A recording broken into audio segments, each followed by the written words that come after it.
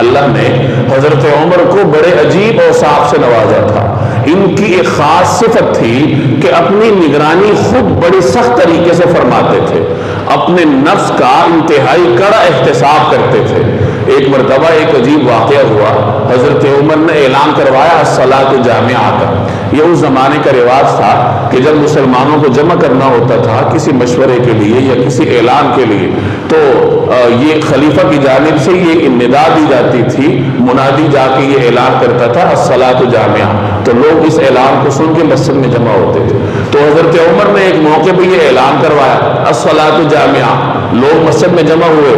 حضرت عمر جو خلیفہ تھے وہ تشریف لائے، منبر پر چڑھے اور جا کے یہ جملے ارشاد فرمائے کہ مجھے وہ زمانہ یاد ہے جب خطاب کا بیٹا عمر مکہ کی وادیوں میں اونٹ چرایا کرتا تھا، بنو مخزوم کی اپنی خالاؤں کے اونٹ چرانا یہ میری ذمہ داری تھی، اور اس کے عوض میں مجھے مٹھی بھر کھجوریں ملتی تھی جن سے میں اپنا گزر بسر کرتا تھا۔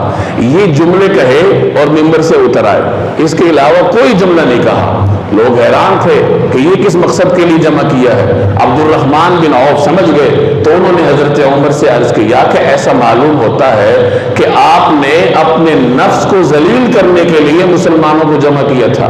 تو حضرت عمر فرمانے لگے ہاں، میرے ذہن میں یہ خیال آیا تھا کہ میں مسلمانوں کا امیر المومنین و خلیفہ ہوں، تو پھر میں نے سوچا کہ نفس کا علاج اسی طریقے سے کروں، تو میں نے مسلمانوں کو جمع کر کے ان کو بتایا کہ یہ میری تاریخ ہے۔